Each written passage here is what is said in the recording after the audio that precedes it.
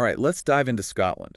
We're taking a look at an email newsletter called Love Scotland. Oh, I love that newsletter. It's a really cool mix of stuff about Scottish history and culture, travel tips, gorgeous photos, you name it. Perfect if you're thinking of a trip or just, want to learn more about Scotland. Yeah, it's a great way to kind of get a taste of everything Scotland has to offer. So where should we start? Let's see. Oh, Celtic symbols.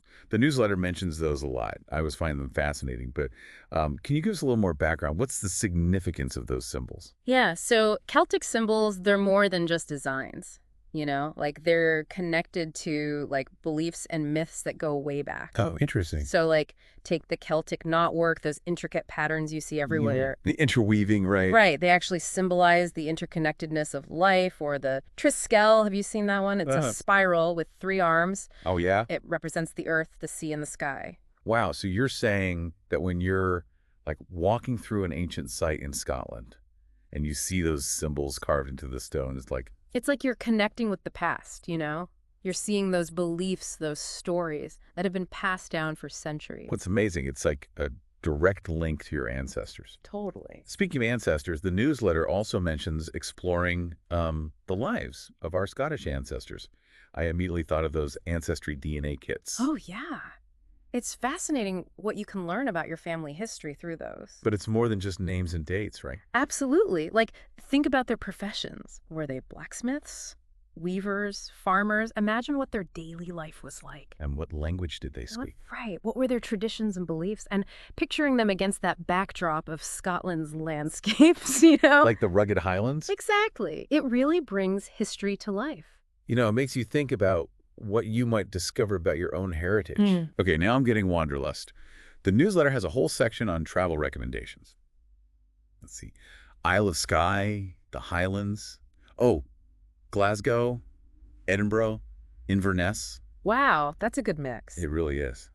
And each place is so different, too. Right, like the Isle of Skye. It's famous for those dramatic landscapes, The mountains, the waterfalls, those magical fairy pools. And the Highlands, so vast and wild. Oh, yeah, like stepping back in time, you can practically feel history in the air. And don't forget the cities. Right. Glasgow, Edinburgh, Inverness, each with their own unique vibes. That's right.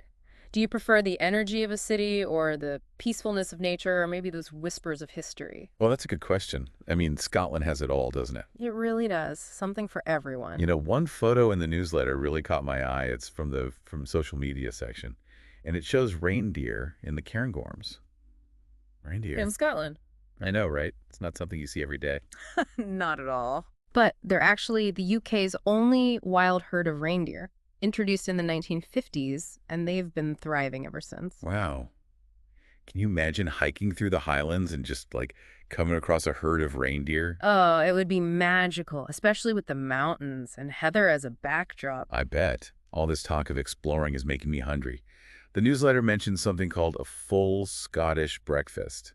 Now, I gotta ask, Haha, I was wondering when we'd get to the food. what makes it different from like a full English? They're both big breakfasts, for sure, but the Scottish one has some special additions, like you'll find tatty scones. Tatty scones, what are those? Think of savory potato pancakes. Mm. And then there's black pudding. Black pudding. What exactly is that? It sounds interesting. It's a traditional blood sausage made with oatmeal and spices. Blood sausage. I know, it might not sound appealing at first, but it's a beloved part of Scottish cuisine. It adds a really unique flavor to the breakfast plate, kind of rich and earthy. Okay, black pudding. You've definitely piqued my curiosity. I'm adding that to my list of things to try in Scotland. What other culinary adventures await in Scotland? Oh, you can't forget about haggis. It's a national icon. Haggis. I know it's famous, but to be honest, I'm not quite sure what's in it. Well, it's made with sheep's heart, liver, and lungs, minced with onions, oatmeal, spices, and all that good stuff. Traditionally, it's cooked in a sheep's stomach, but, you don't always see that these days. Oh, wow. Okay.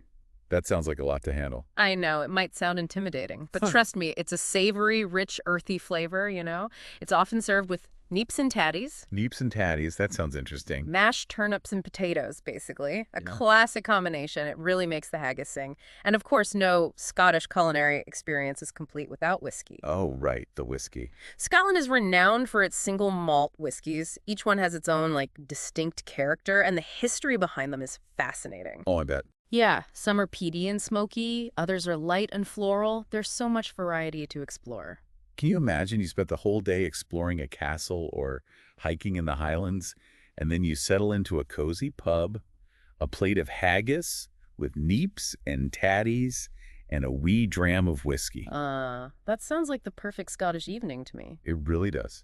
Okay, so we've talked about Celtic symbols, ancestors, travel, food. Oh, there's one more thing from the newsletter that really intrigued me, the Picts. It called them the last pagans of Scotland.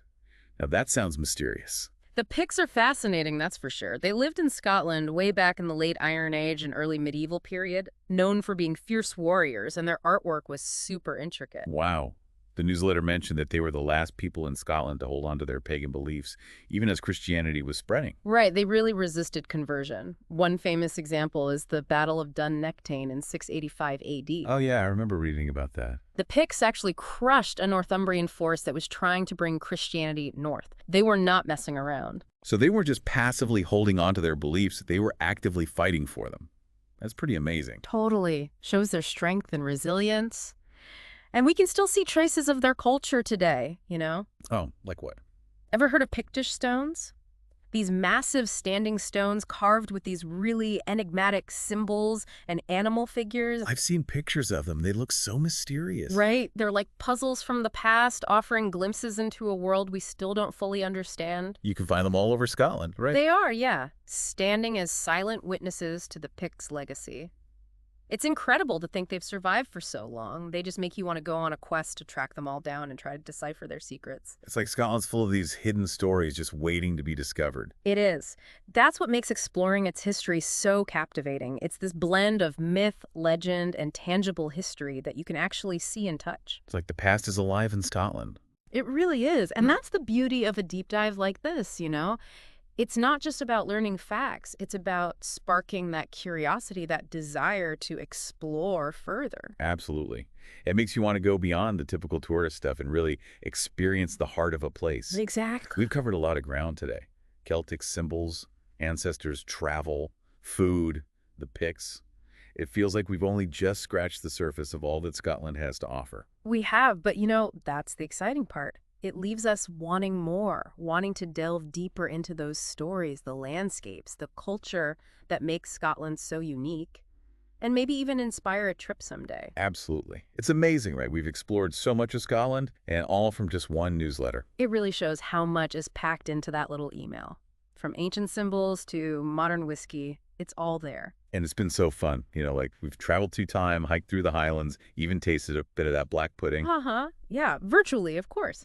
But that's what's so great about these deep dives. They spark your imagination and make you want to experience it all firsthand. Exactly. So as we wrap up, I'm curious, what stood out to you the most from our Scotland exploration? What surprised you? What are you going to look into further? Oh, that's a tough one. There's so much to choose from. Maybe those Pictish stones. It's incredible how they just stand there, holding centuries of secrets. Or maybe you're dreaming of that perfect Scottish breakfast now. Or maybe You're already planning your trip. I wouldn't blame you. Scotland is a country that just calls to you, you know, with its history, its landscapes, its culture. It's a place that stays with you long after you've left. You're so right. And that's what we hope this deep dive has done, left you with a little piece of Scotland in your heart. Thanks for joining us, and until next time, happy exploring.